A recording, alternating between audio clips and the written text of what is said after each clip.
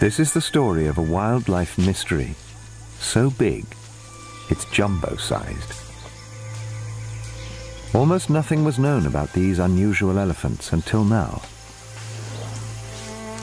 They were recently discovered to be unique to the tropical island of Borneo.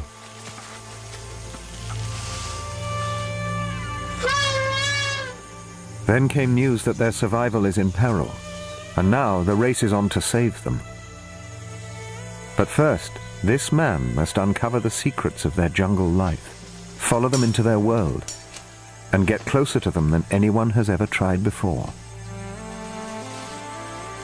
He will discover the wonder and tragedies of Borneo's pygmy elephants.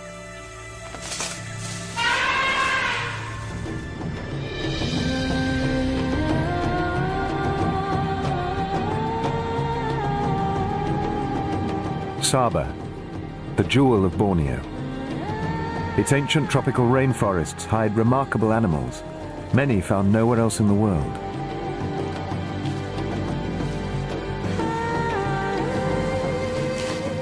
Living on an island means that animals here have evolved into wonderful and unique forms. The largest of them are its pygmy elephants. They are rare and elusive and mysterious.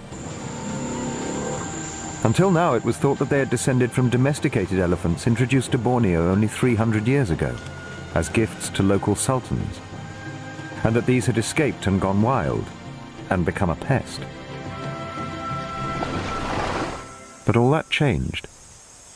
Wildlife ranger Engelbert Dausip was sent out to collect samples of their DNA as part of a routine test of all of Asia's elephants. His samples revealed that Borneo's elephants should be considered a unique subspecies. They're smaller than other Asian elephants, possibly an adaptation to life in deep jungle. Scientists calculate they have lived here not for 300 years, but more like 300,000 years. This amazing discovery has given the elephants new protection, and Bert a new job. He is called to Kota Kinabalu, the state capital, for a meeting with his project leaders, who are responsible for protecting the elephants. No, we just cannot protect them if... Dr. Rosa and Dr. Sen are from Sabah Wildlife Department. Raymond Alfred from Worldwide Fund for Nature. Keep in touch with us daily, okay? Bert is to track the elephants, map their migration route, and learn everything about them he can. Some way to this, also around Menanggul, but in a more difficult terrain. This is a very swampy area.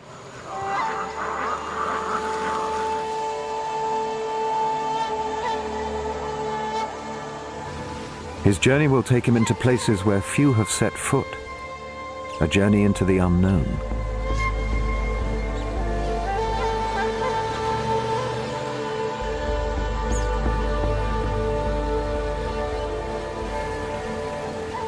Forest elephants are migratory.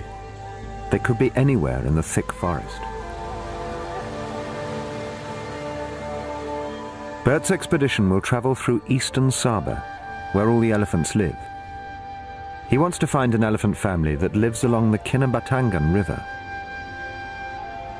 But much of the riverside forest has been cut down for oil palm plantations. Could they block elephant migration routes or pose other dangers?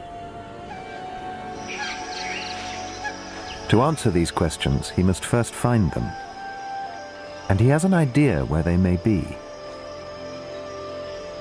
Elephants must drink a great amount of water. They come to the river in the early morning and late afternoon.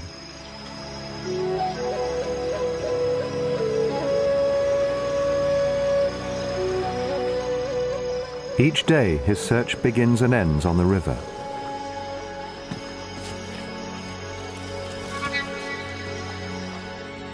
During the heat of the day, he searches the jungle.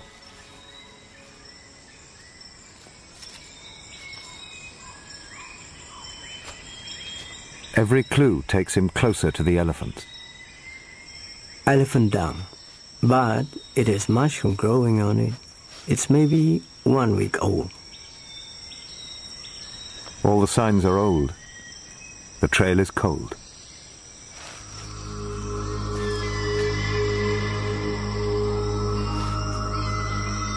The heat is oppressive. Temperature and humidity are both in the 90s.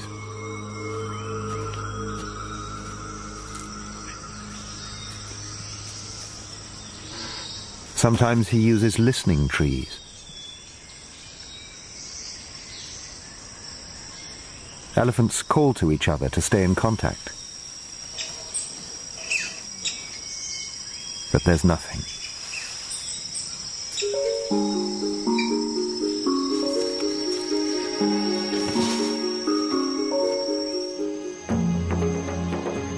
For many days he searches up and down the Kinabatangan River and its maze of tributaries.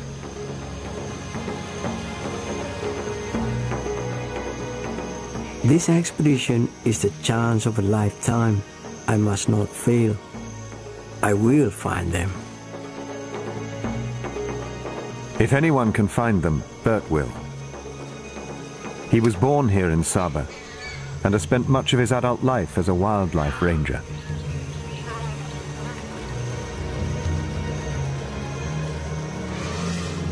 Finally, contact. There is just one call, and it sounds far away.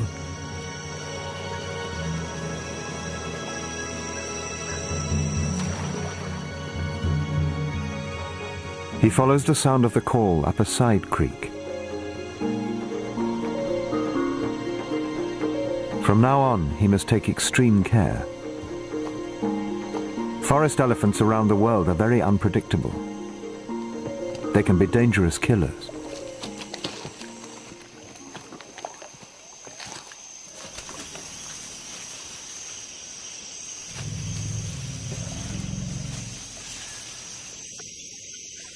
He has found them, and they will be well aware of him.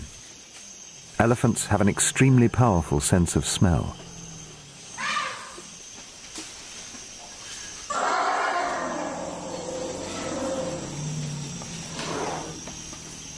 They can smell me, which is good. I want them to know I'm here. He's close enough to hear them breathe, but still they're as invisible as ghosts. And they're on the move.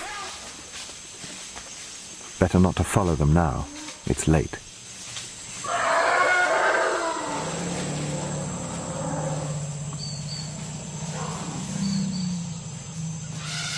It's time to leave. An encounter with the elephants in the dark could be fatal. Fixing their location by GPS should make them easier to locate tomorrow.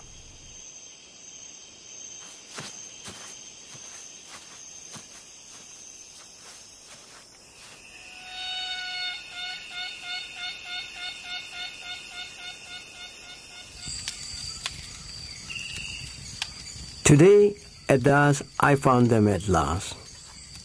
I think there are 10 elephants in the group.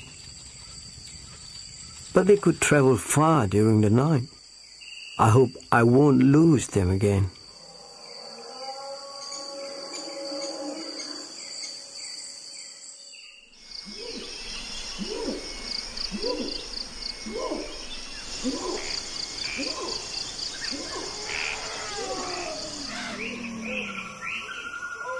Bert returns to the same place.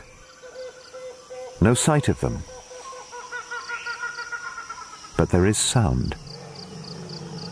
It's some distance off.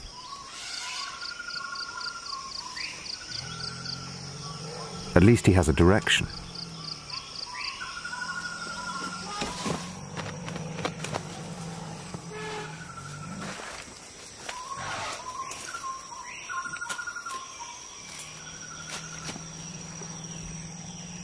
Elephant going that way.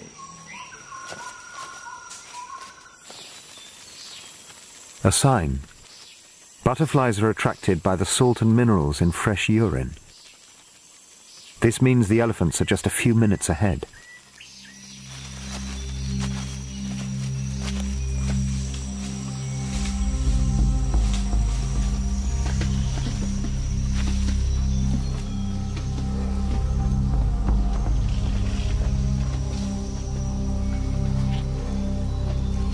They are all around me.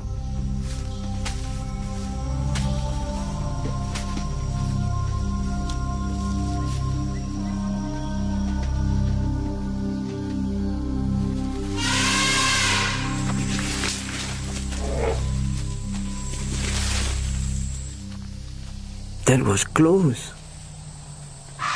Bert has found them, but there is a bull male here too, and he's after a mate.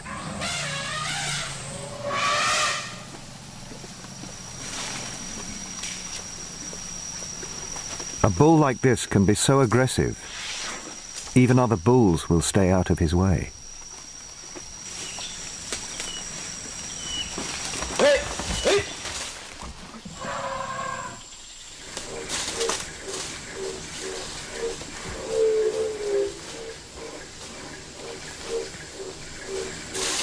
The bull makes a distinctive whistling sound, advertising his extreme arousal.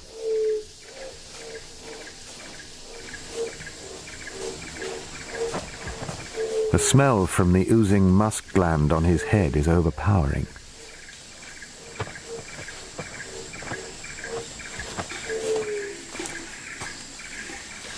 Whether this strong smell is attractive to females, no one knows. But soon he is mating.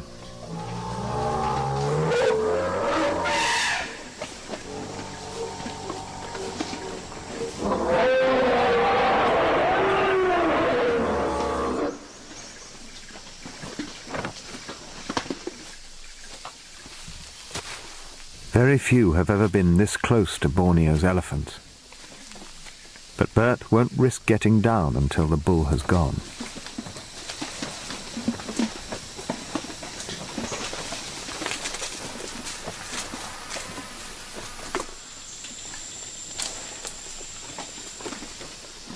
Two young elephants catch my eye, a male with tusks and a female. They are maybe 4 years old and they like to play.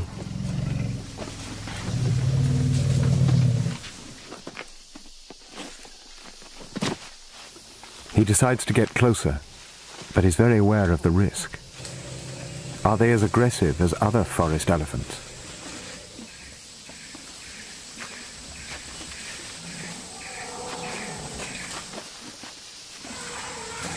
At first the mother are curious, but slowly they move away. I think they are protecting their babies.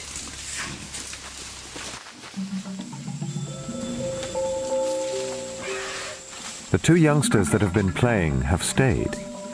Bert presents his own trunk to them.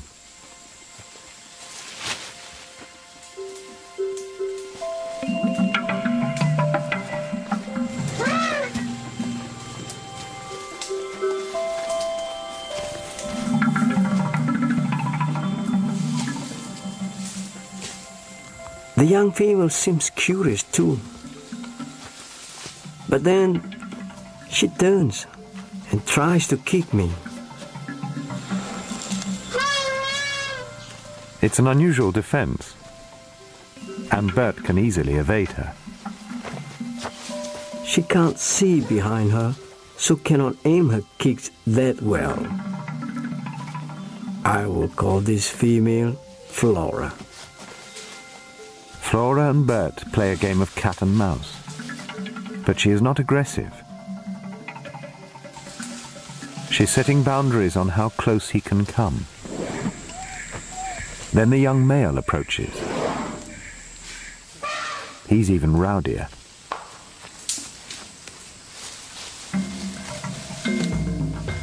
I hope he will accept me. But he too challenges me.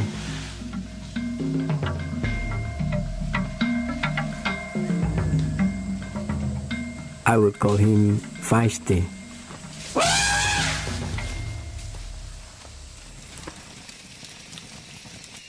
From what I saw today, I don't think these elephants are dangerous.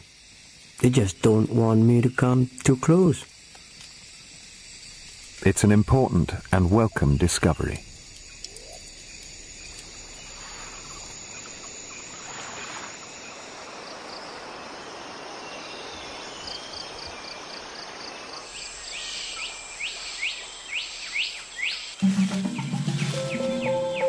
Next day, he again meets Feisty and Flora.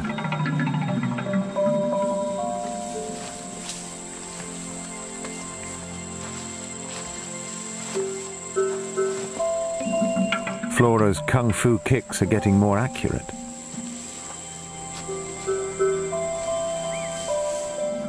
They are teaching me a lesson.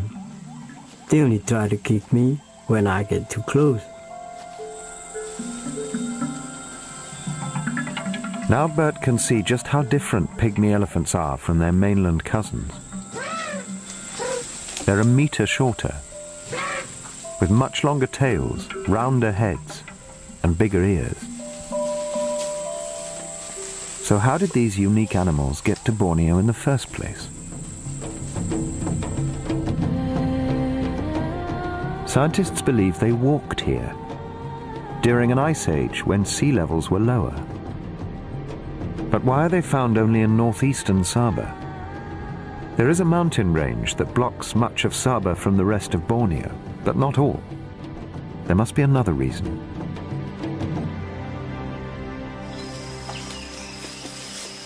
It seems the answer is because this area has something that elephants need.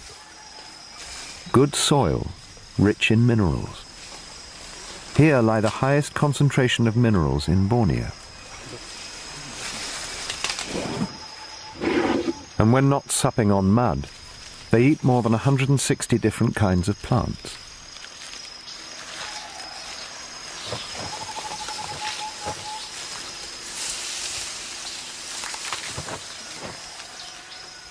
They spend much time eating elephant grass, and they're especially fond of roots. Males with long tusks have an expert way to dig them out.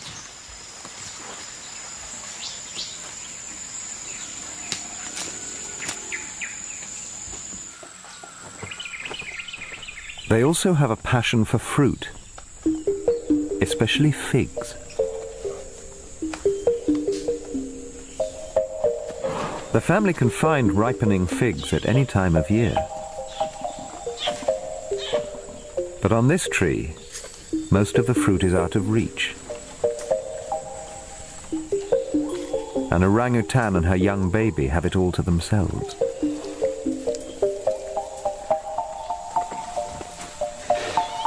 But this female is determined to get some.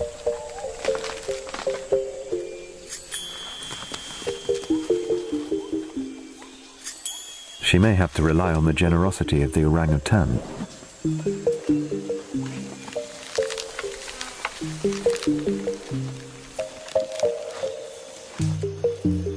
Finding figs is hard work in this heat.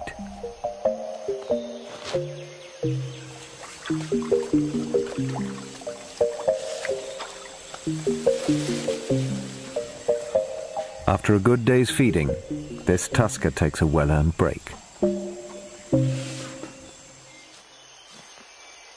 But for Bert, there's no rest. For 2 weeks he has been tracking them downriver, a few kilometers a day, always keeping his distance. That is, until the day when Flora approaches him.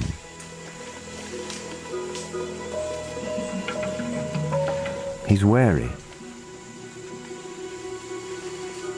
She still kicks at him sometimes.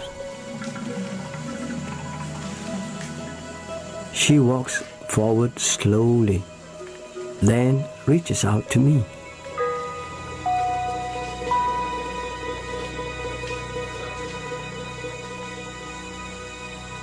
It's a breakthrough, and Flora's acceptance of him seems to change the mood of the rest of the family. The mothers and aunties show him the youngest baby. They're very protective.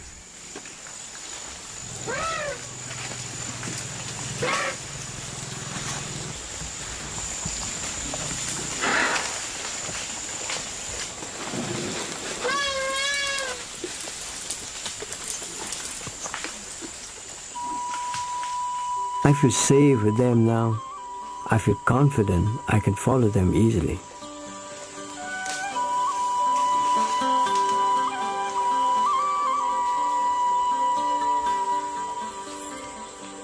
Over the next few days, he has some remarkable encounters as they reveal to him the mysteries of their private lives.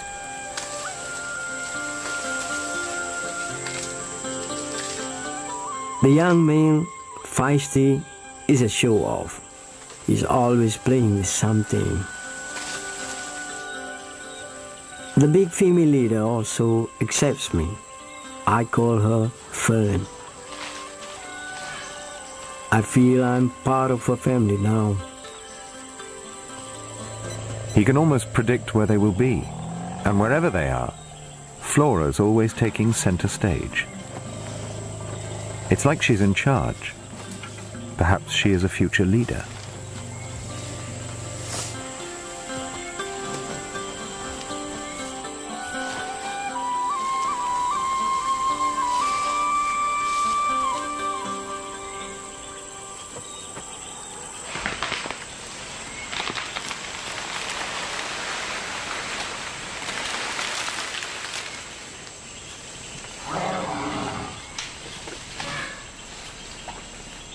Fern is spending more time on her own.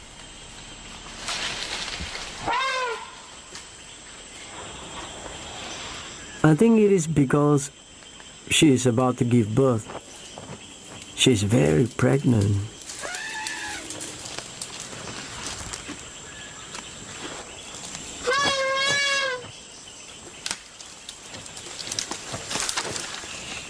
Elephants love to touch one another.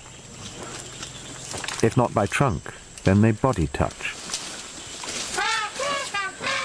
A young female, maybe her daughter, shows great interest in Fern's condition. Her sensitive trunk finds the milk which Fern has begun to produce. For a long time, she stays close.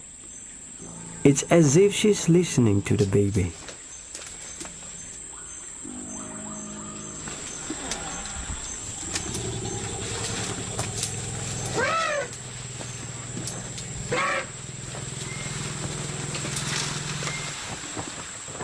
Then a smaller one comes and also wants to touch her. Because she's so close to giving birth, she's already lactating.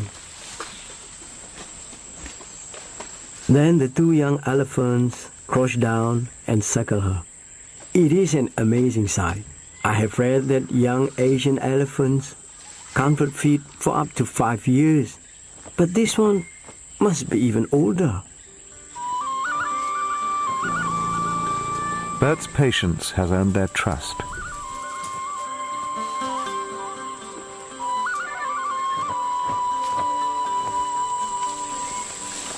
It's almost as if he's now part of the family.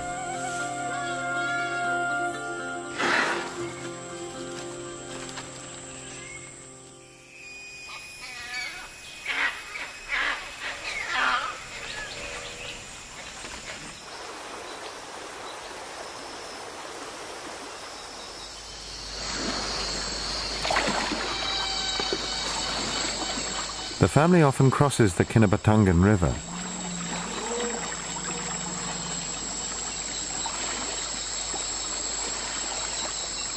But one night, instead of continuing downstream as they have been for the past few days, they move back upstream.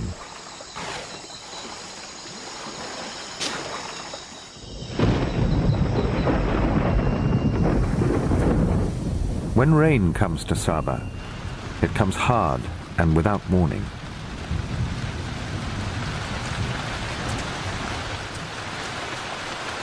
It can disrupt even the most resourceful. All except the elephants, who enjoy the cooler temperatures.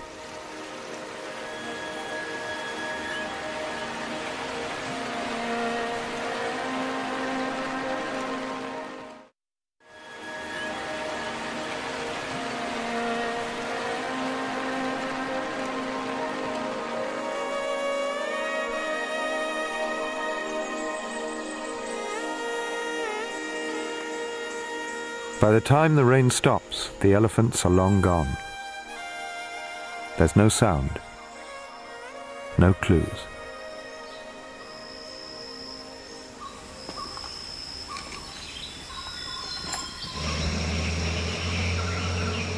Bert's only option is to go back on the river. But he's now unsure where they might be, or which direction they're headed.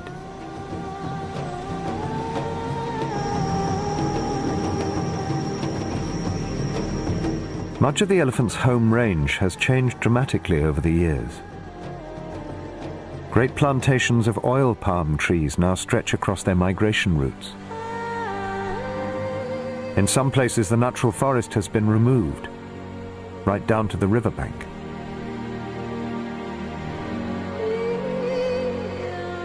If elephants cannot follow the river, they must detour around plantations. Changes like this increasingly bring elephants and people together.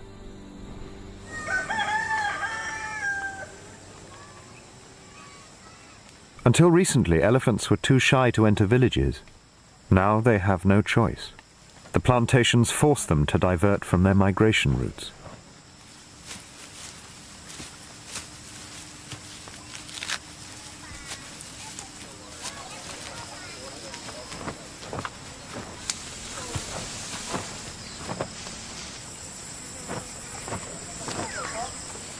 In earlier times, villagers would shoot troublemaking elephants.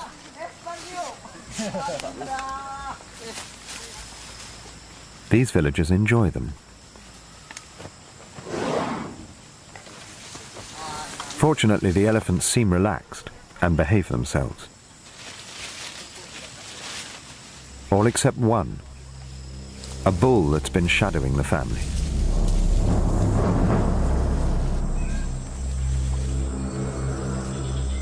He decides to help himself to the banana crop.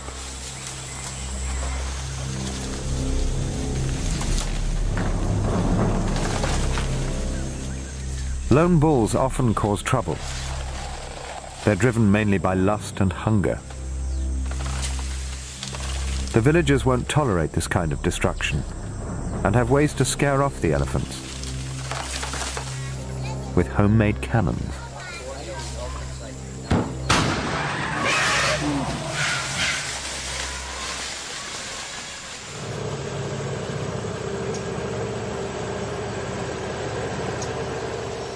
Bert has been searching downriver. He now receives word of the pygmy elephant's visit to the village. Okay.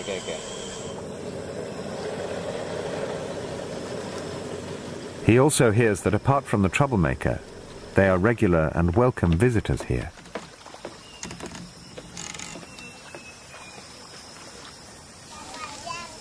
The villagers are kind to the elephant, and in return, the elephants are not afraid or aggressive. This is good news. He also finds out what direction they went, which gives him a good idea of the next place he might find them. And it's not going to be easy. The elephants have headed into swampland.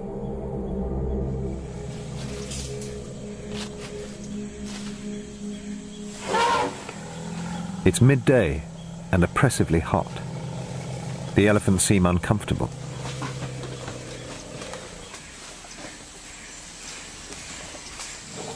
To keep cool, Flora is mud bathing.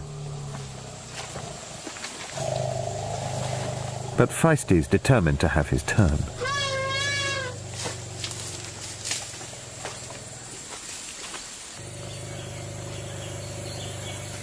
When she's done, Flora cleans the mud from the sand glands between her toes. Elephants always keep this very clean. Elephants have an even stronger sense of smell than dogs. Their trunks constantly explore the world around them.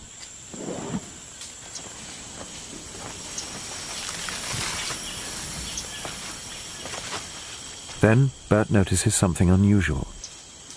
All the adult females are grouped together. Something has their attention. A newborn baby. Very young. 1 week old.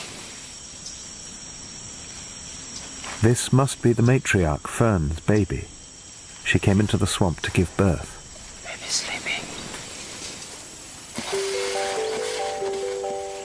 They're keen to blow away any bothersome insects.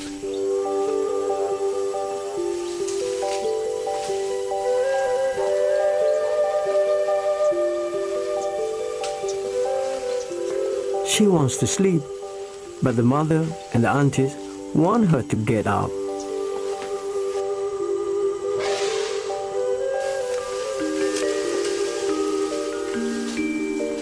Now that it is cooler, the females want to go to the river, but the baby wants to stay.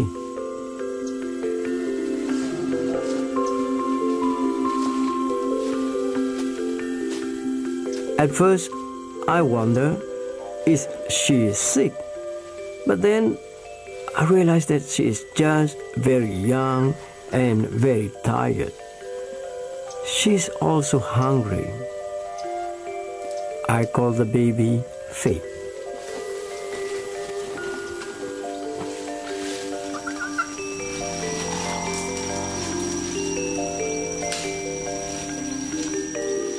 Baby Fig is in no hurry to go anywhere. After a drink, she just wants to get back to sleep.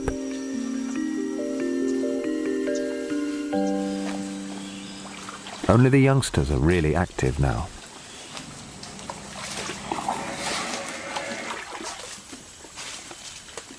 Feisty is thirsty.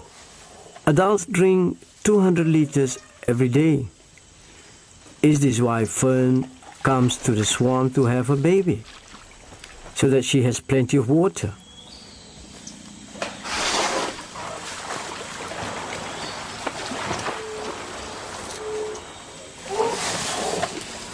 Flora too is having a good time.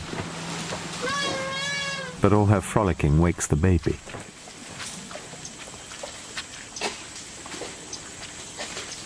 And now, with the baby roused, Fern signals the family to move. Feisty and Flora will have to finish their water sports another time.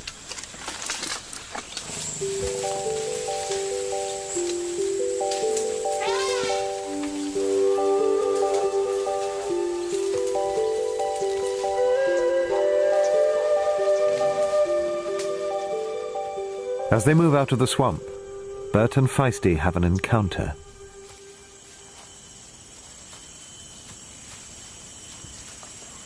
He comes forward to challenge me, but I stand my ground. This time, he stops and backs off. Feisty and I now understand each other.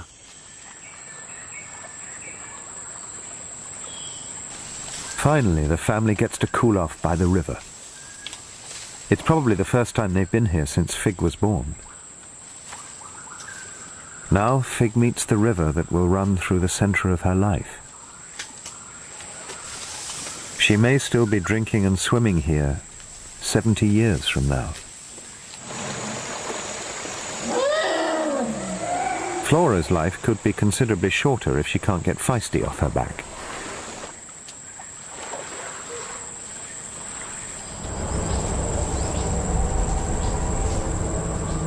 Logging barges are a sure sign that the pygmy elephant's world is changing fast. The logs come from forest where the elephants once fed. This area will soon become another oil palm plantation.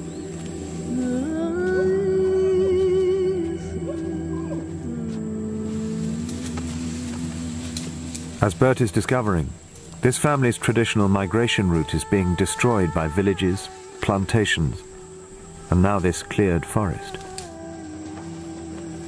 I worry about this family.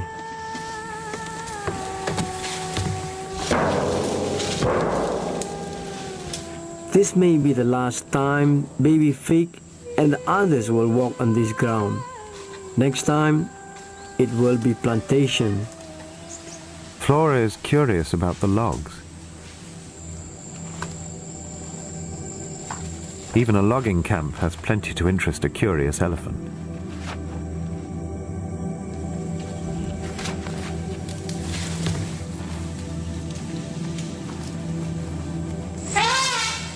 Fern's trumpet means it's time to go.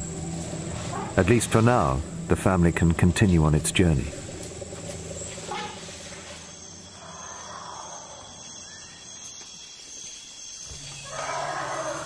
Bert can hear them throughout the night. They're very noisy and seem restless.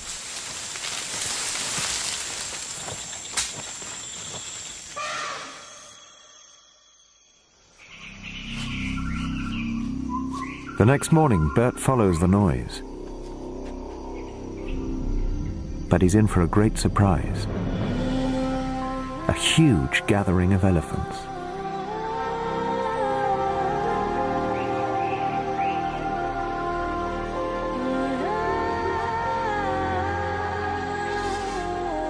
There are so many of them. At first I don't recognize them. I think it is another family. Then I see Flora, Feisty, Fig, all my family. But there are many others too. There could be 50 elephants here from several families.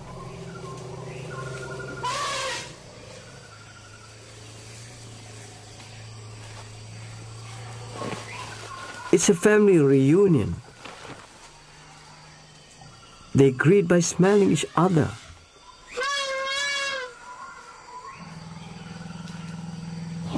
Some clean their trunks by rolling under their food. To meet relations you haven't smelled for months, the trunk must be in top condition.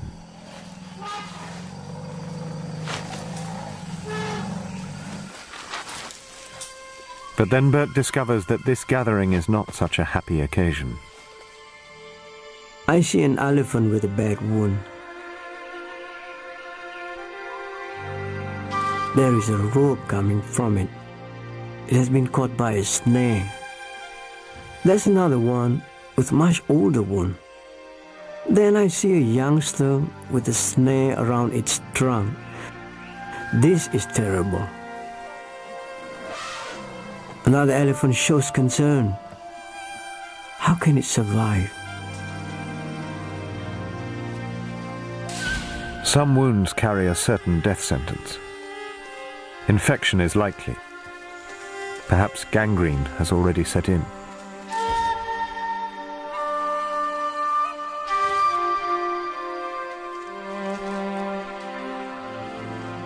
Bert must get some photographic evidence of this. These horrific injuries must be made known to his colleagues.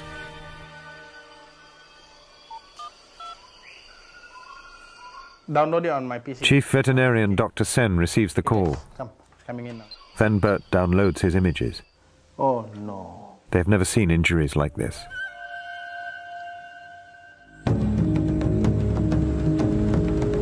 And immediately they launch a rescue mission. Wild pigs are the real target of the snares.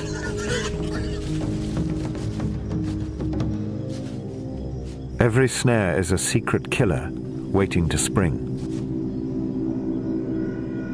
All it takes to make a snare is a bent-over tree sapling and a hidden loop of rope.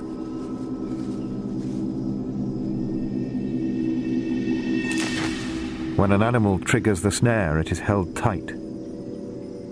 As it struggles, the rope tightens even more. Villagers tell me that poachers set snares for bushmeat. Elephants are caught by accident.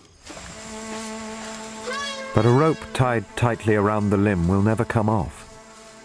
It's made of tough synthetic strands that won't rot. Elephants are destined to carry them for the rest of their lives, unless they can be rescued.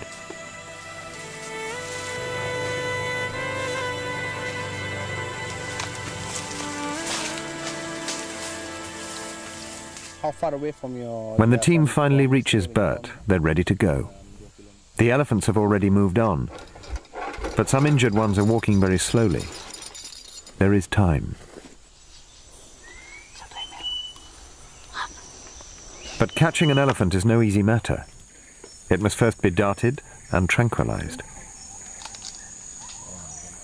Ranger Ellis prepares several darts with different amounts of anesthetic. He can't be sure what sized animal they may encounter.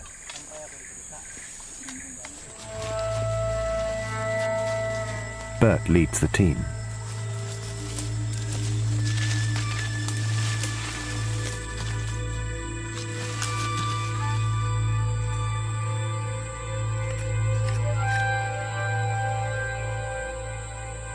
And soon he finds the elephants. But getting a clear view, let alone a clear shot, will be difficult.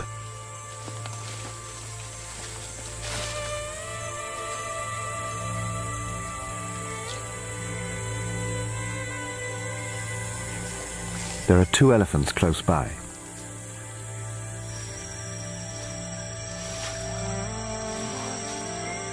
And one has a snare around its leg.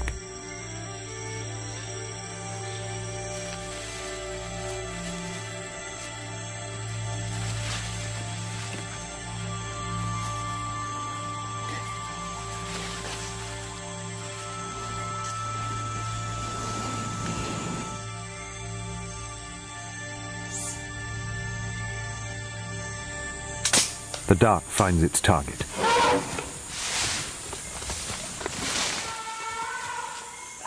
Ellis indicates 10 minutes for the drug to do its work.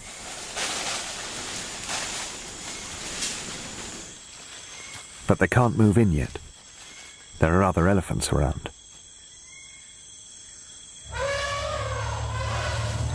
They need to frighten the others away with gunshots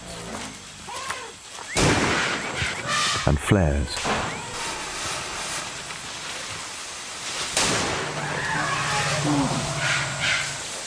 In this dense forest, the rescuers wouldn't stand a chance against an angry elephant.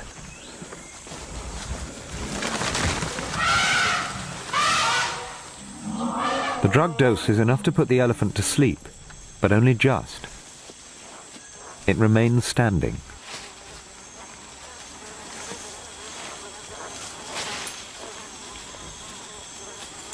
In case it wakes too soon, it is firmly secured.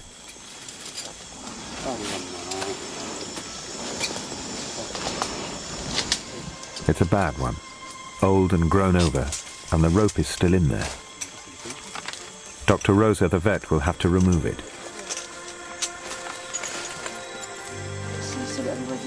This elephant is lucky that Bert was here to report the injury. Most injured elephants will never be seen. Dalam kan, keras kan? Bad snare. 2 poles applied to the sensitive temples will keep her balanced and upright. They do no harm. Alice, antibiotics please. With the rope removed, the next step is to stem infection. Protective creams and heavy doses of antibiotics will do the job. Okay. Must have suffered really bad. Okay. Dr. Sen administers the antidote to the tranquilizer. Hold on. If everything goes well, she should wake up with a really bad hangover in about 3 to 5 minutes.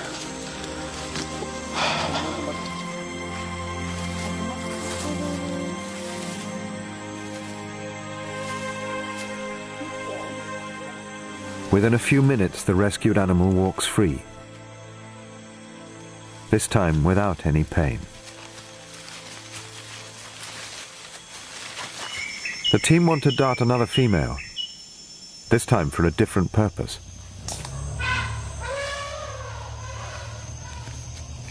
They've brought a tracking device, supplied by Worldwide Fund for Nature. This brick-sized apparatus contains a satellite transmitter that will send back regular location reports of the elephant's movements.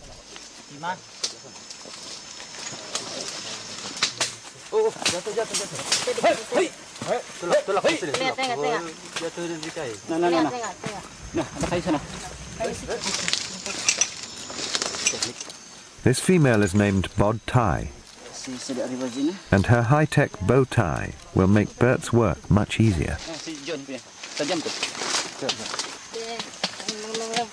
Once she wakes up, she will become his new ally in helping him understand the mysteries of the pygmy elephants. 9, 7. Bod Thai is one of 5 elephants that will be tagged in different parts of Sabah.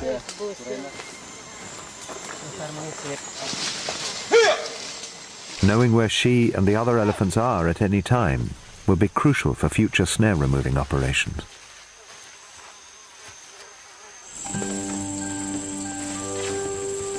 Data from Bodtai's collar will be sent up to the satellite at daily intervals. Soon a picture of their migration route reveals not only where Bodtai and her family travels, but how long they spend in deep forest, swamp or near plantations. It also shows the crucial times and places they travel alongside the Kinabatangan River.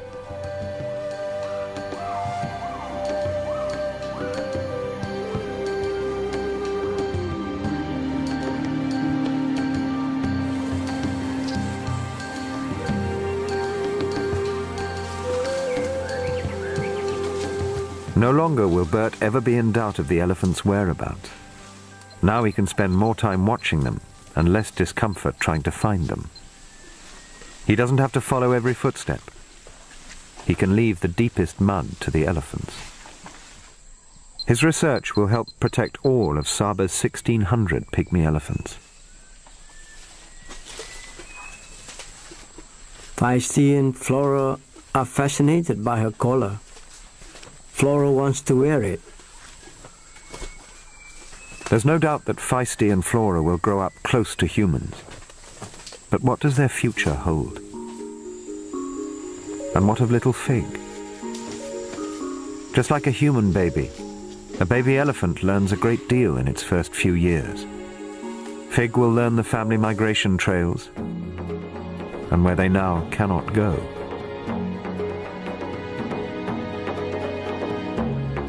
The satellite data confirms Bert's discovery that his elephant family needs this land. But there is hope. Saba's government is now working with oil palm plantations to protect and replant the riverside forest, turning it into a corridor of life for the migrating elephants.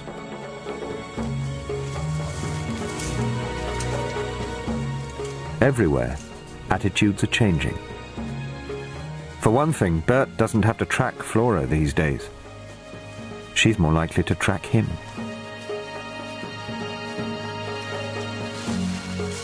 I think one day Flora will be the matriarch. I hope she will be the one to lead the family into the future.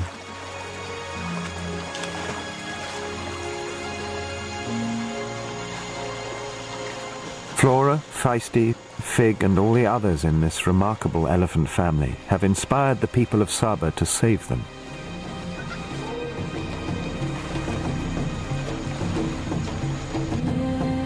Thanks to Bert Dalsip's journey of discovery, we now know more about Borneo's pygmy elephants than ever before.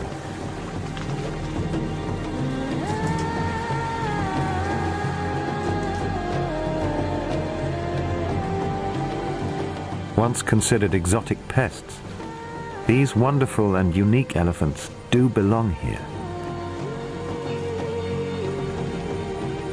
Fortunately, Saba's government has moved fast to protect them by ending large-scale logging on public lands. So long as they are free to travel their ancient migration routes, their future here on their island home will be secure.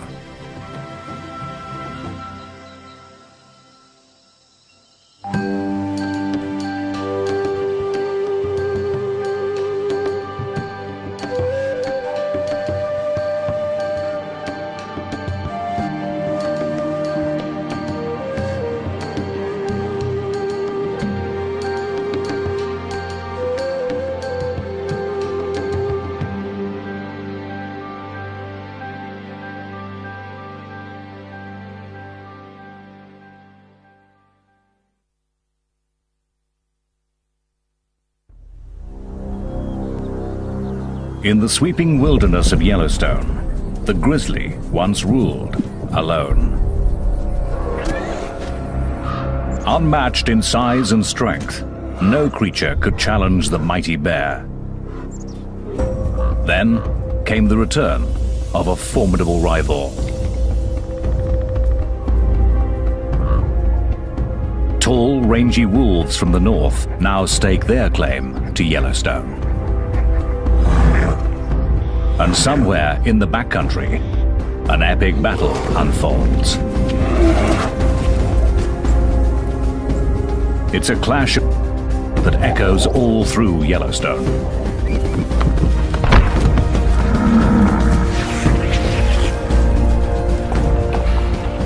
In the cauldron of this wilderness, most to lose. Will wolves be the new masters of Yellowstone? Or can the grizzly keep its kingdom and emerge the victor?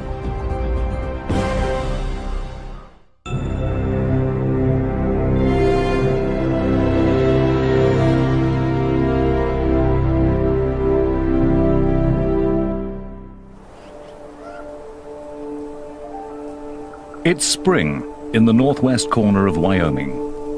The year is about to begin for the grizzlies of Yellowstone.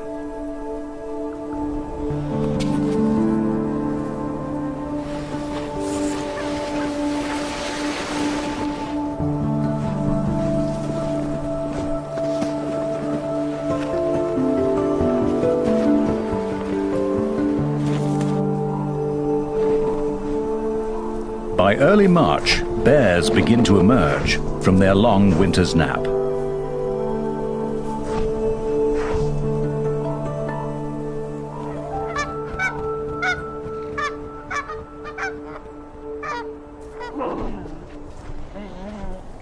They may not have eaten a thing, and with snow still deep, a female and 3 cubs search for a winter kill.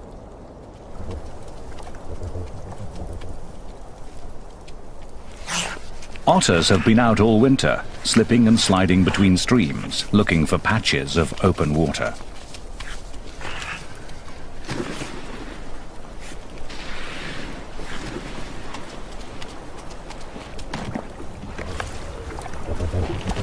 They're kept under close watch by a coyote.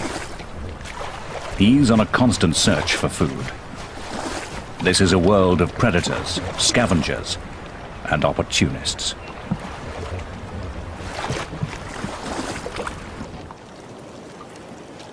In the thawing surface layer of ice, the grizzlies find a strange windfall. Entombed in the ice all winter, frozen fish are the first banquet of the year for the bears.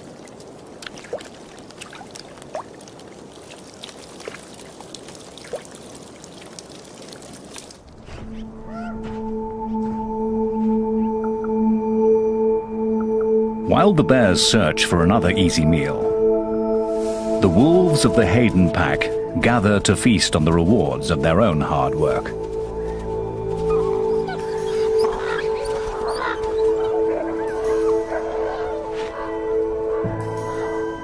But a bold young bear has found their carcass, and a grizzly is accustomed to taking what he wants.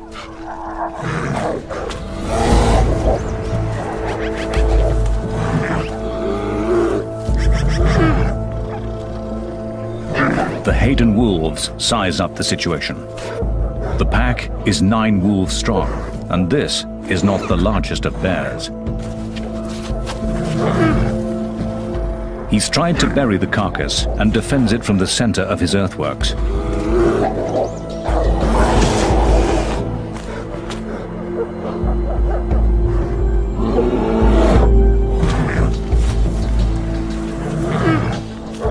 It's his strength against their speed.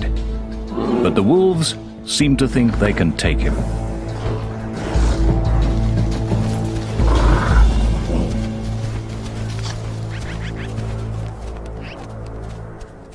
The Haydens prove to be more than the young bear can handle. This time,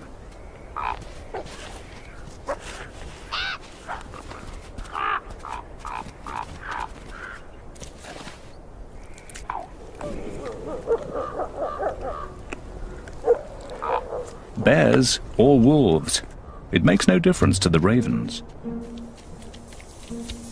They always make their point, but manage to stay above the competition.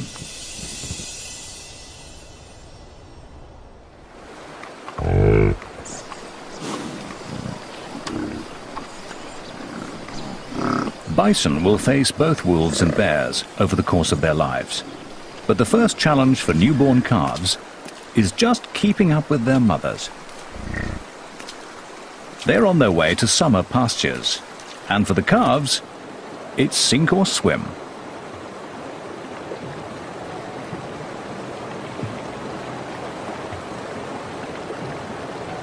Instinctively, the calves seek shelter next to their mothers.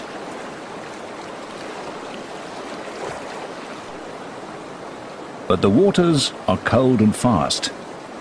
Too fast for the tiny calves.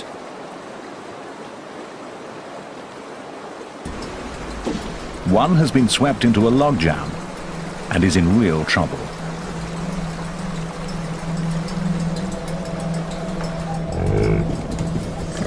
His mother has suddenly realized what's happening.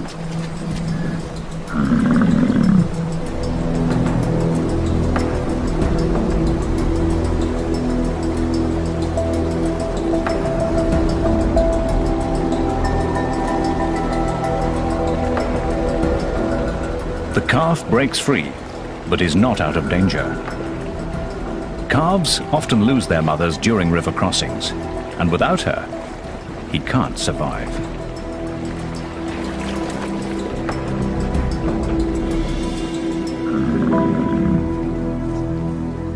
This calf is a lucky one. He's safe, though utterly exhausted.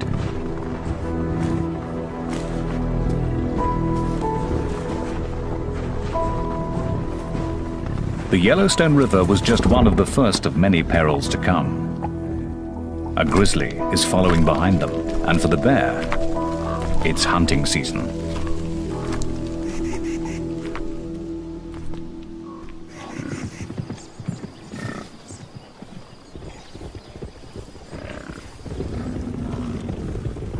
Yellowstone's 3,500 bison are the largest free-ranging bison herd in the world.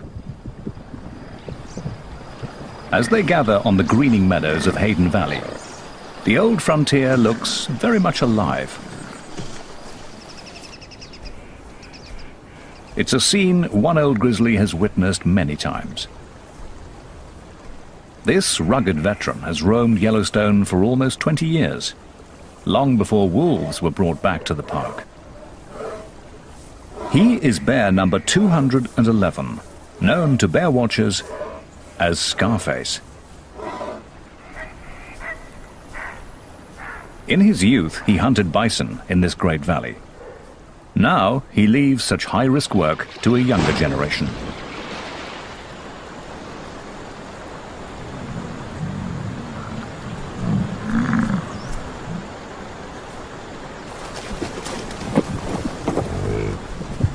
The bear has no advantage of surprise, yet he suddenly swings into action.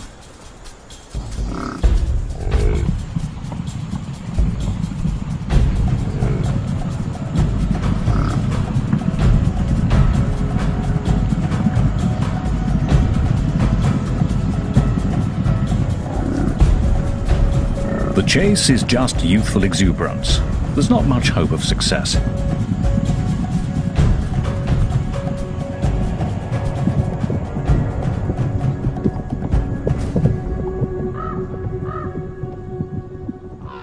The bear will need a better strategy. But a truly devious plan is a coyote's speciality. He's so small, no one takes him seriously. He tests a calf. This one's big and strong.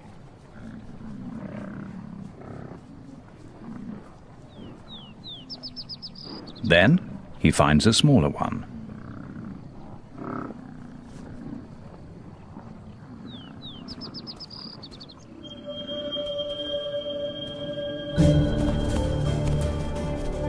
He pretends to play, but this is no game.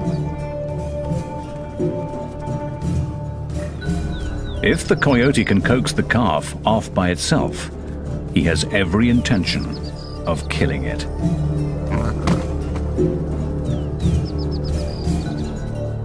Just one bite could cripple the calf.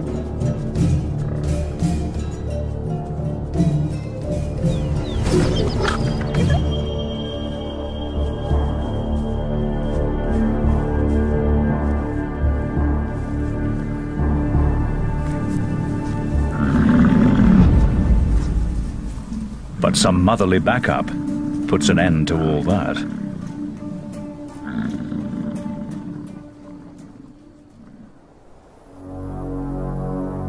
Another grizzly is on the calving grounds, and this one has perfected his craft.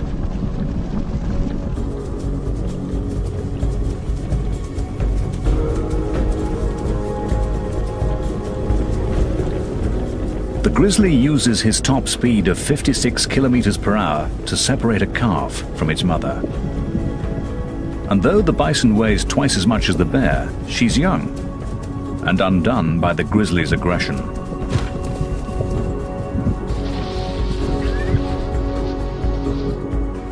She hesitates, and her calf is lost.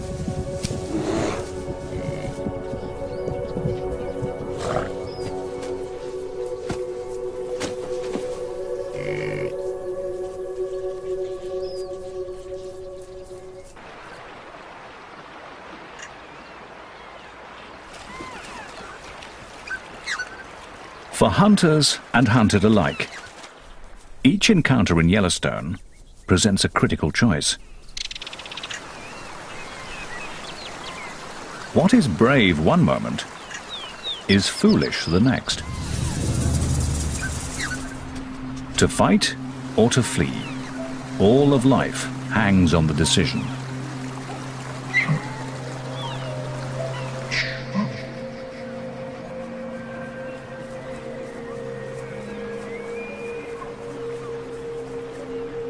With two wolves out on the prowl, a mother elk weighs her options carefully. The wolves have seen her, but not her calf. It's too young to outrun the wolves. Its only defense is to hide and keep completely still.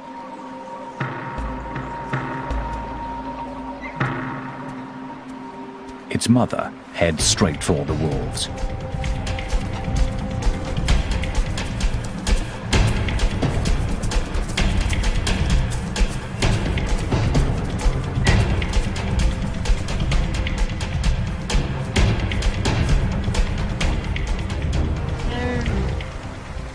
Her purpose is to distract them, to keep their attention entirely on her.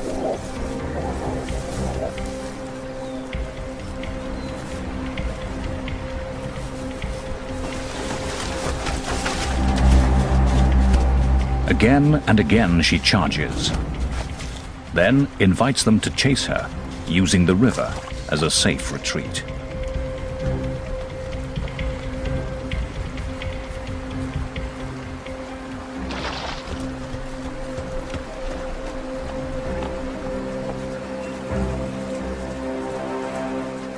She can play this game against two wolves, but she would never attempt this with an entire wolf pack.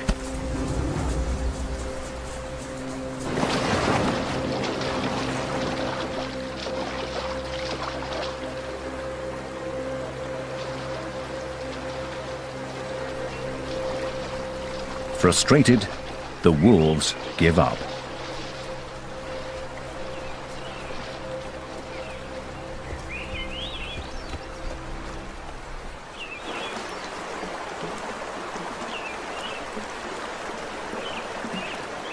The calf owes its life to the tactics and the courage of its mother.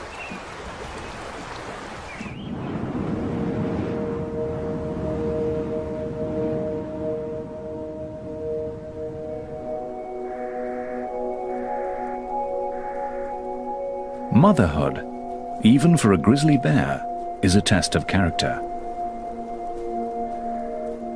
It's June, and a spring snow squall has kicked up, but the bear and her cub are confronting more than just the weather.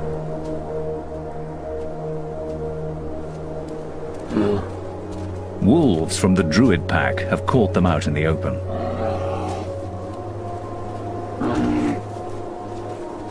In the tug of war between grizzlies and wolves, the wolves attack where they can. They are after the cub.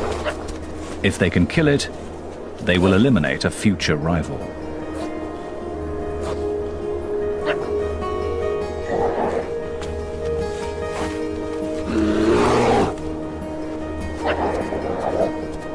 She's not a big bear, but she stands her ground. The wolves won't risk an injury.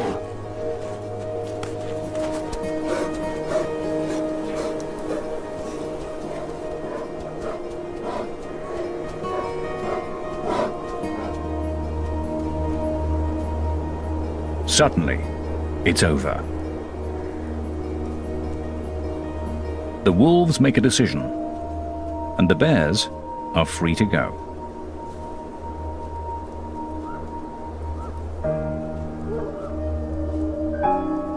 As the two dominant predators in Yellowstone, grizzlies and wolves, make life hard for each other. The cub is vulnerable to the wolves now. If he survives to become a really big bear, the tables will turn.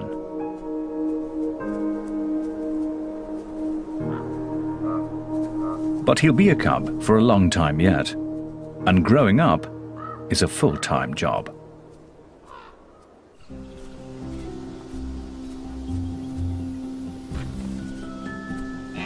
Things are even more interesting with a brother or sister.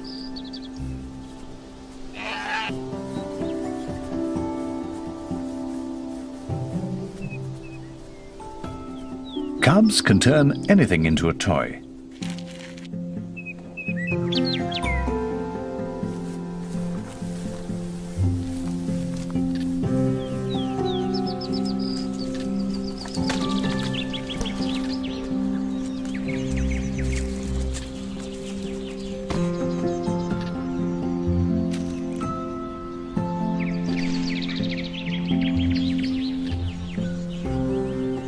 Every game lets them discover what they can do, and their mother is always there to supervise.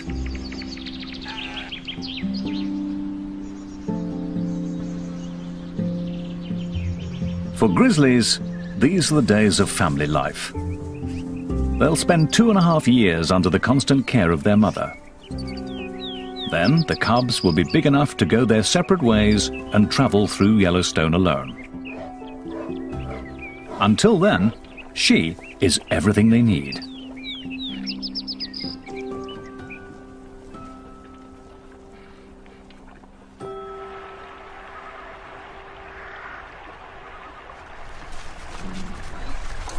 A wolf's lifestyle couldn't be more different. Wolf pups are used to large families. There are 5 pups in the average litter. At 1 month old, they begin to venture away from the den.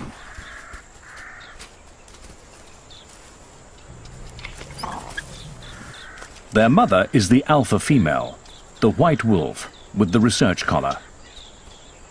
But they have other guardians too. Older brothers and sisters, aunts and uncles. A member of the family is always in attendance. When the pups grow up, many will disperse to other packs, looking for a place to belong. Wolves will always be drawn to each other's company.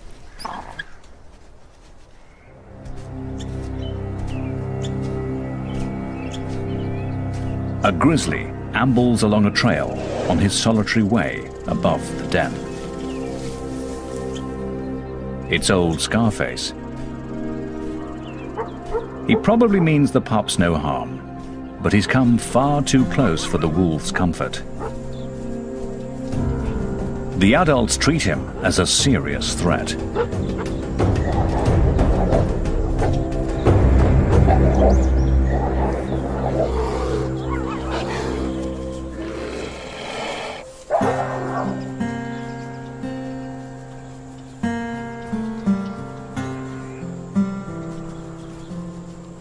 It's the pups' first encounter with a bear, and their elders have shown them something valuable.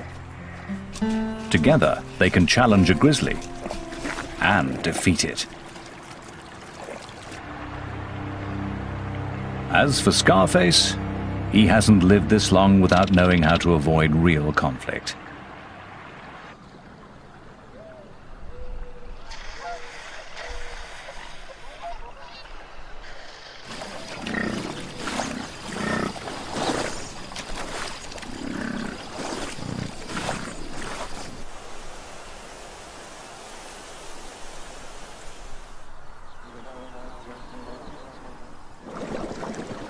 By the end of June, the high country is bright with colour.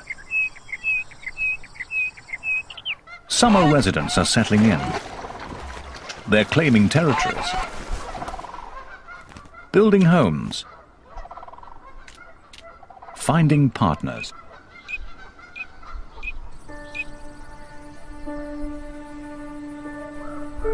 Even grizzlies get caught up in the social scene. It's the mating season. A courting couple could be mistaken for youngsters playing. But for grizzlies, this is romance.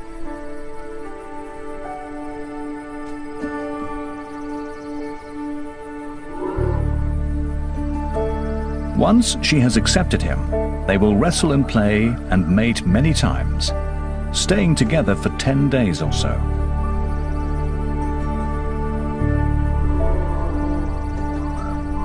But their devotion will be fleeting. Enduring bonds are not in their nature.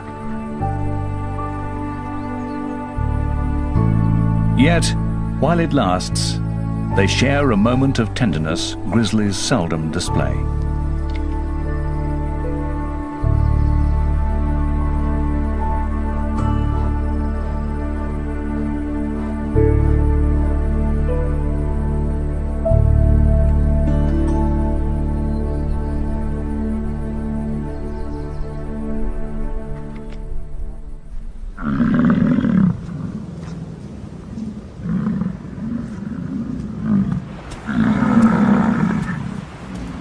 While the mating season brings solitary grizzlies together, it sends the companionable bison into an uproar.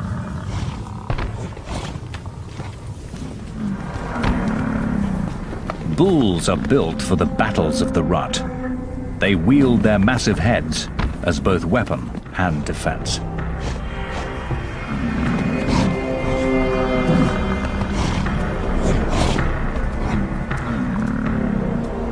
They must protect their own bodies as they twist and turn, pressing for an advantage.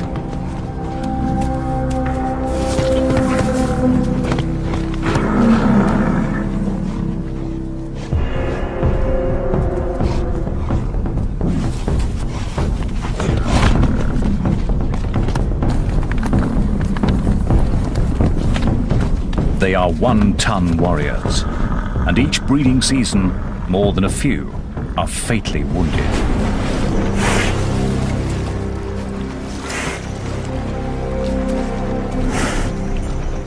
This young bull must have taken on more than his match and has suffered a head injury.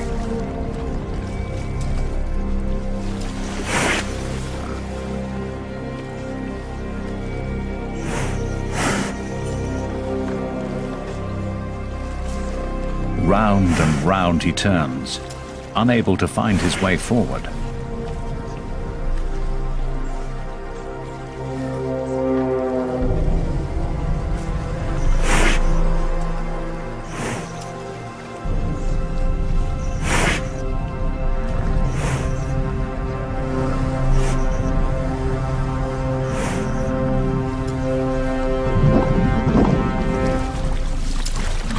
Then, remarkably, he makes it to solid ground.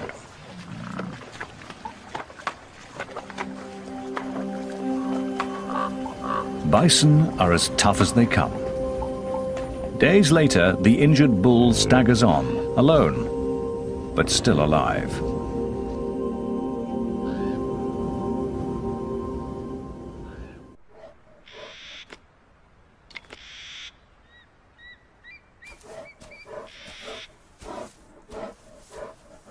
For the grizzlies, this year's battle for Yellowstone is coming to a close. It's beginning to snow. One by one, the bears retreat to their dens. Winter settles in.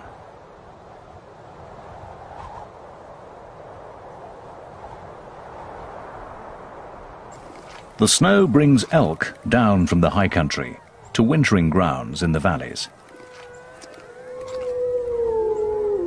And wherever the elk go, the wolves follow. Winter is the season when wolves are riding high.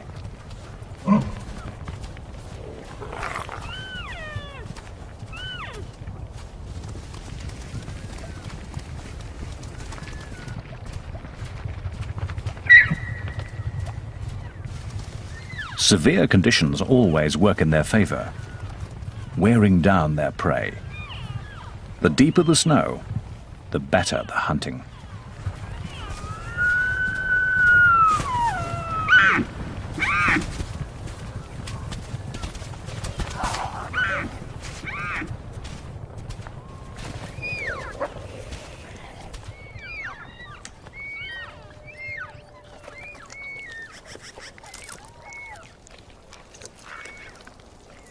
No bears will contest the carcass, but many other scavengers gather at the feast.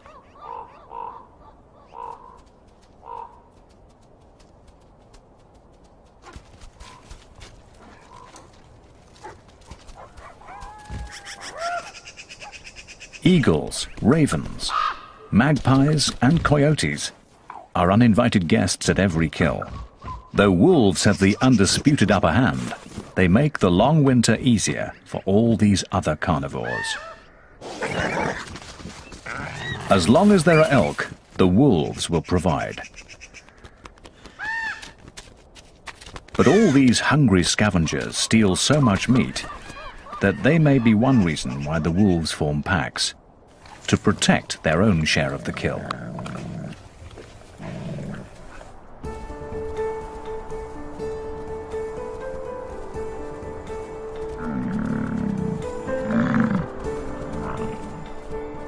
Come February, wolves go visiting, pack to pack.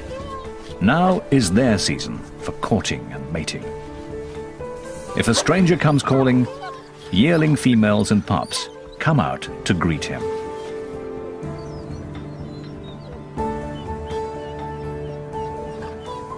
He'll please them all if he can, but what he's really after is a willing partner and a private rendezvous. Yet even the most intimate moment often requires the pack's approval.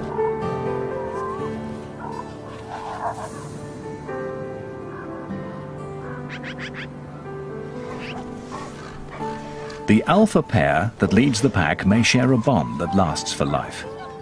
But all this togetherness comes down to just one thing. Wolves need each other.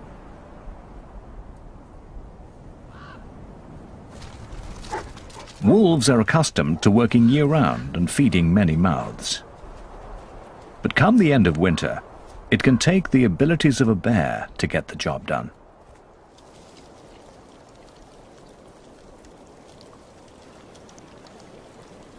As the ice begins to thaw, a frozen pond becomes treacherous. Solid one moment, soft the next. A wolf has discovered its most recent victim.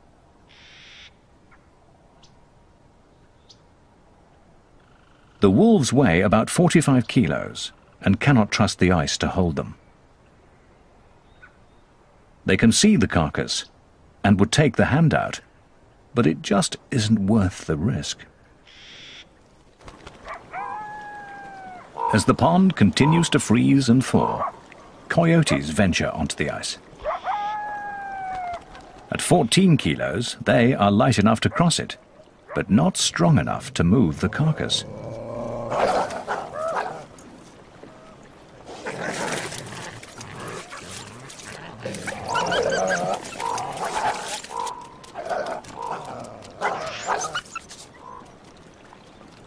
If the ice melts much more, they won't be able to reach the carcass at all.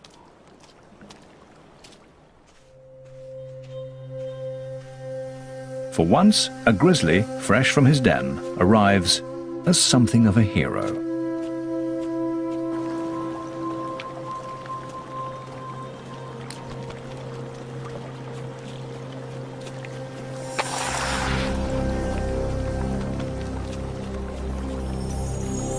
He's certain to fall through.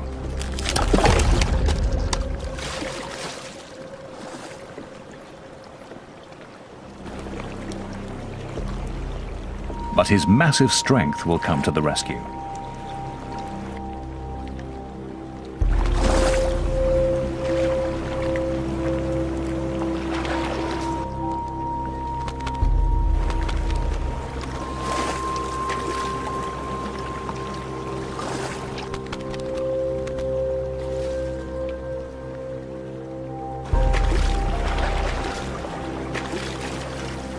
It's only when his coat is soaking wet that you can see how thin he is and why this carcass is worth so much effort.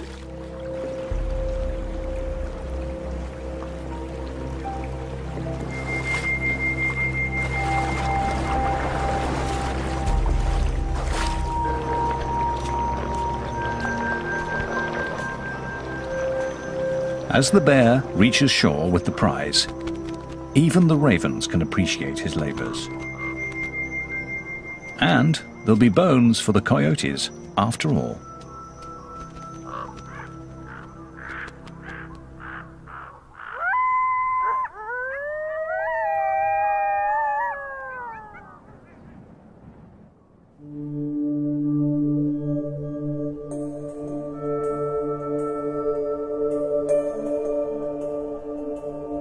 Dawn sends an eerie smoke through the remains of a forest fire.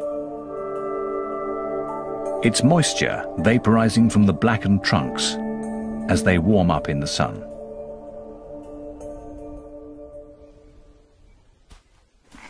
Though the fire killed the trees, a wild garden springs up at their charred feet, rich with minerals from the ash. Grizzlies seek out this fresh, nutritious salad.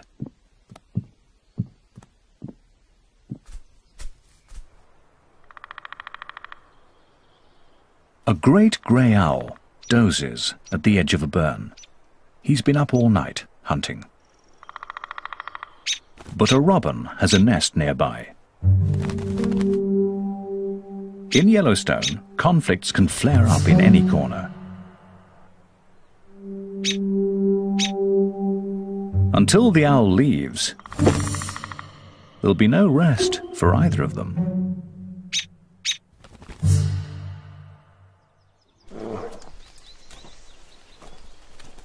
A grizzly has come to the recovering burn to feast on daisies, asters, fireweed, and cow parsnip, teaching her yearling cub that this is a good place to forage.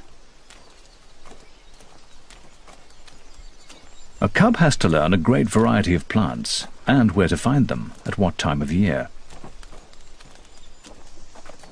And while one cub studies this lesson, another follows its mother onto the calving grounds of the elk. Grizzlies aren't full-time predators like the wolves, but they still take their toll of elk calves each spring.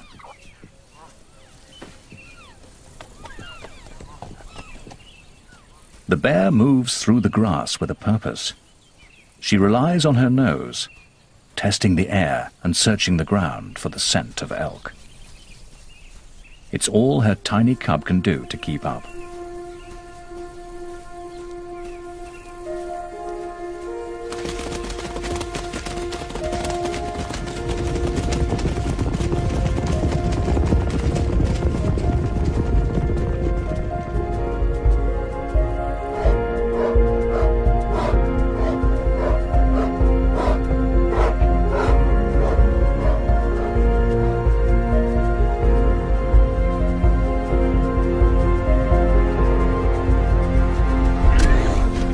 For the calf, the brief dance between birth and death will be over in a moment.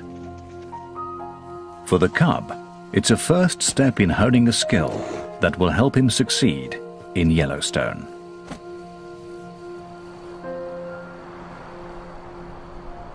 Yet bears have many ways to make a living.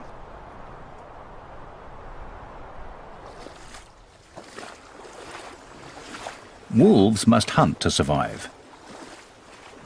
But a grizzly's life is full of choice. Old Scarface may no longer be able to chase down elk, but he's managed to catch a fish.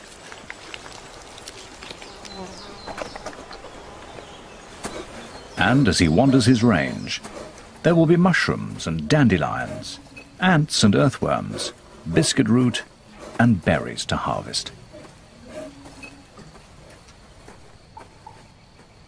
The grizzly needs a kingdom vast and varied and complex.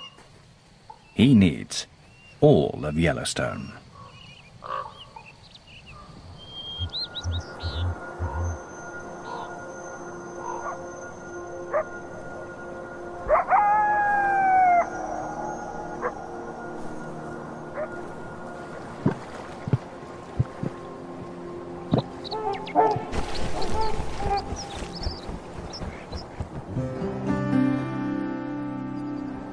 In this cauldron of competition and conflict, a grizzly sometimes gets to relax.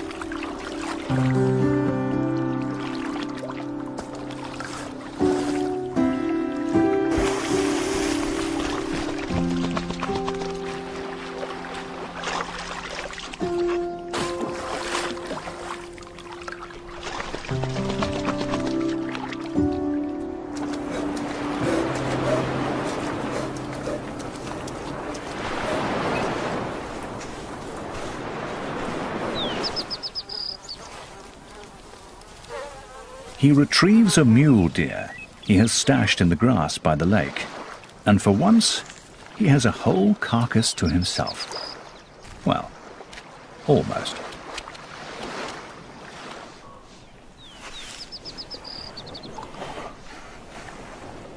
He takes his time over a delicate morsel. It's not often he gets to enjoy the little things in life.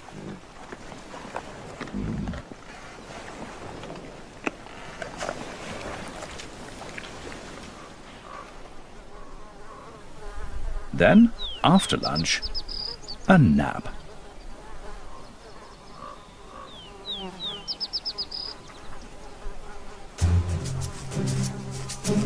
That is, until biting flies discover the grass-covered carrion he's using for a pillow.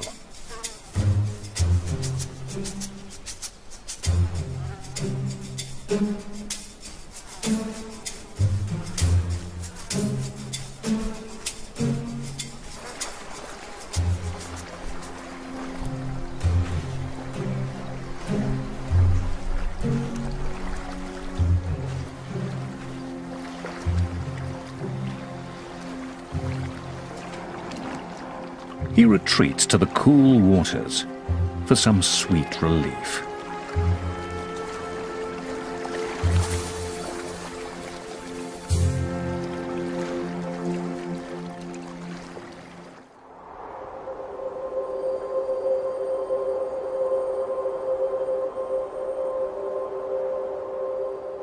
By the end of summer, all activity is focused on the coming winter.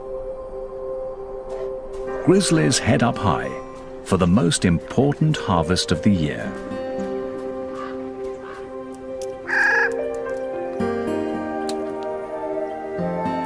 The Clark's nutcracker is up there already, collecting the seeds of the whitebark pine.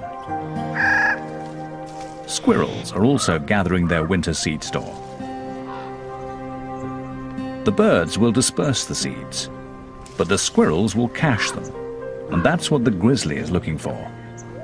The bear digs up their work. The seeds are rich in fats, and the bear takes in as many calories as she can.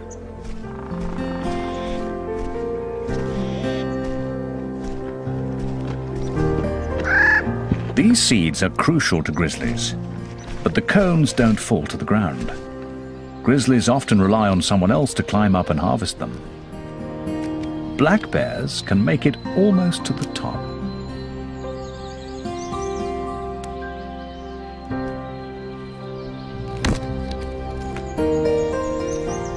They'll bring the branches and cones to the ground and in reach of the grizzly.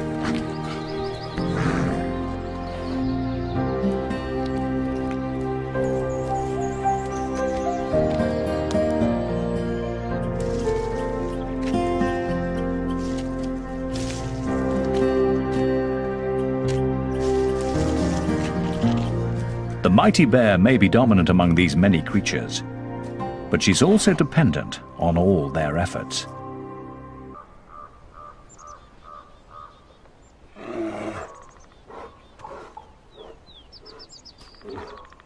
In this tale of two predators, each succeeds according to its nature. This enormous male is waiting on the wolves. He's staked out in the territory of the Molly's pack. And here they come, right on schedule.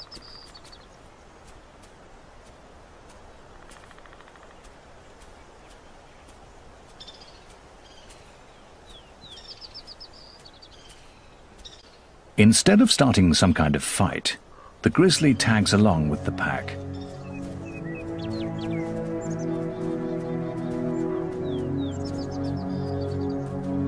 The bear is huge. He looks to be almost 300 kilos, and the wolves seem resigned to his presence.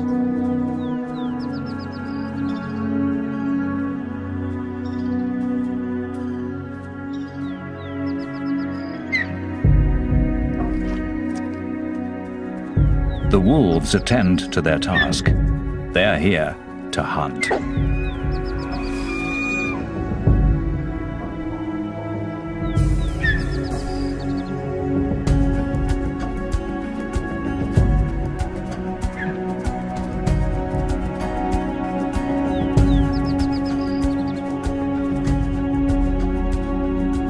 The bear lets them go. He's in no hurry.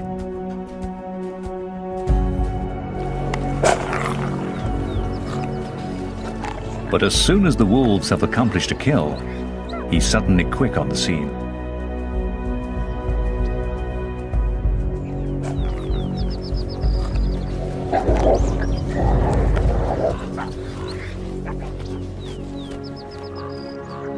This is the way of things in Yellowstone. A wolf pack working together is the greatest predator there is. But even the Mollies, 14 wolves strong, know how to step aside for one large bear. A grizzly in his prime is the master here.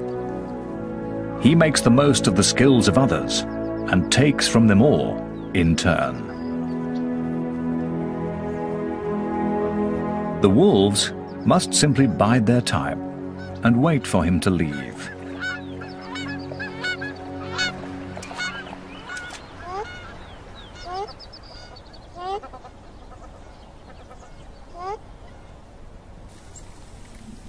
Old Scarface is past challenging a wolf pack.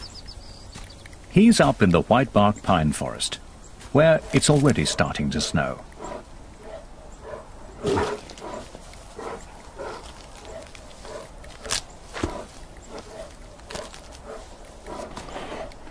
Winter is closing in. The pine seeds are all but gone. Soon there'll be nothing left to eat. Slowly, limping now with age and effort, he makes the climb up the snowy slope.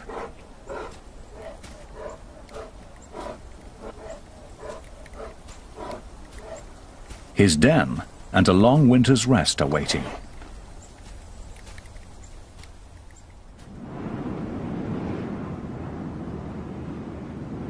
By the end of November, the grizzlies of Yellowstone have gone to bed. Once again, Yellowstone is wolf country. At least, that's how the story is supposed to end. But here, on Christmas Day, 4 weeks late for hibernation, a grizzly sits on a wolf kill.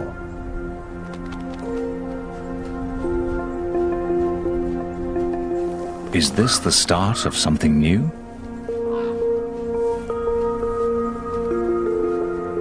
A grizzly, out in winter, breaking all the rules? The coyote grabs a bite and runs. This is not good news to him. Will the bear be waiting at every kill all winter?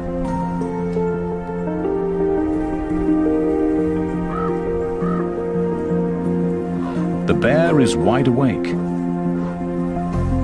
and appears to enjoy being out past his bedtime. After all, it is Christmas, and he's discovered a satisfying secret. Although it's winter, he may not have to hide from hunger. Wolves are doing the hunting for him.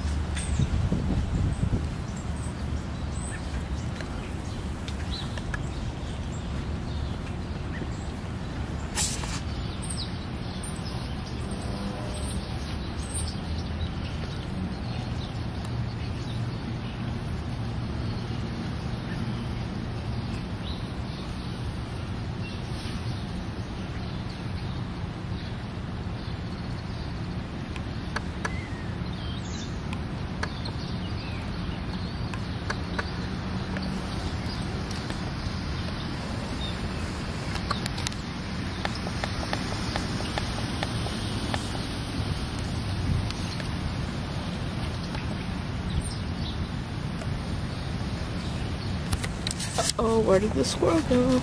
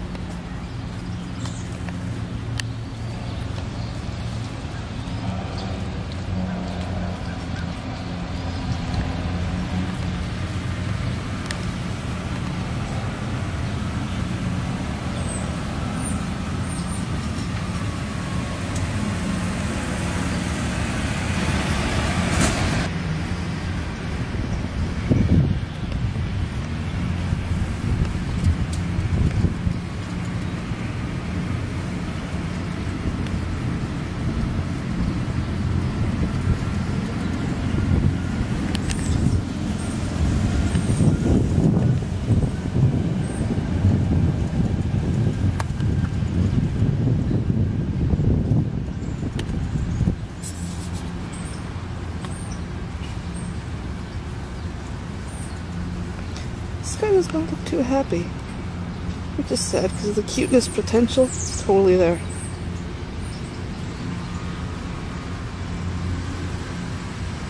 I wonder if he's found enough to eat. I'd love to just be like, hey, here's some planters, but that's probably really not a good idea, and I don't have some planters anyways. No.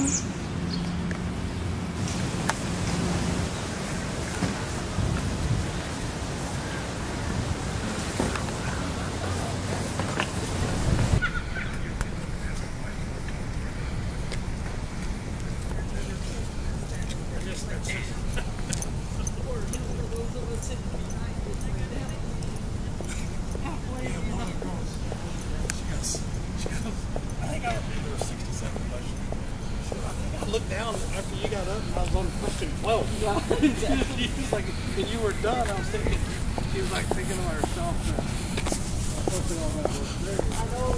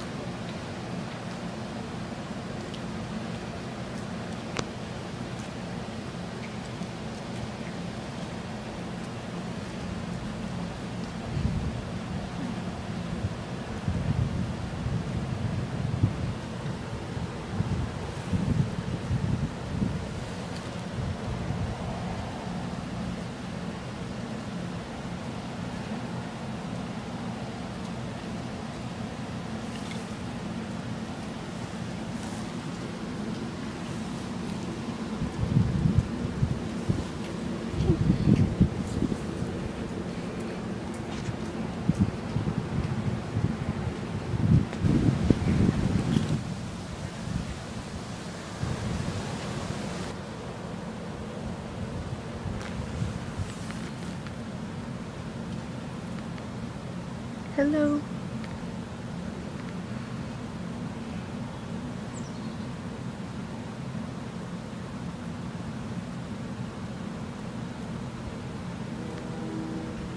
Hi, Squirrely.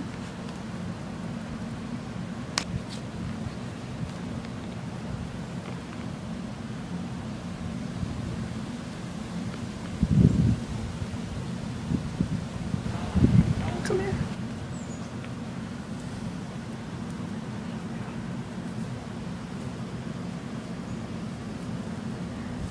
Hi.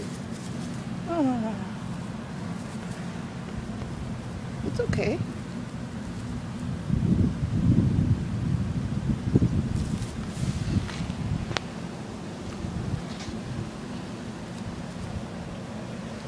Hello.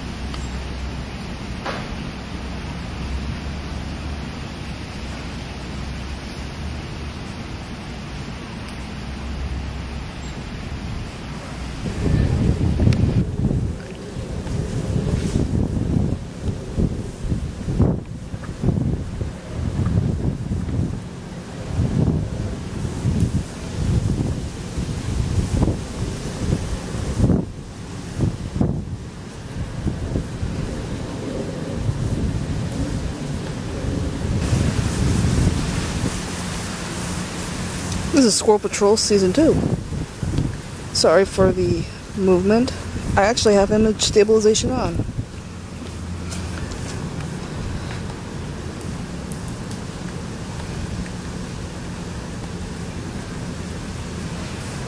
Got a squirrel nom nom nom. Squirrely lunchtime. Rule number 1. Squirrels have lunchtime too, and it's noon.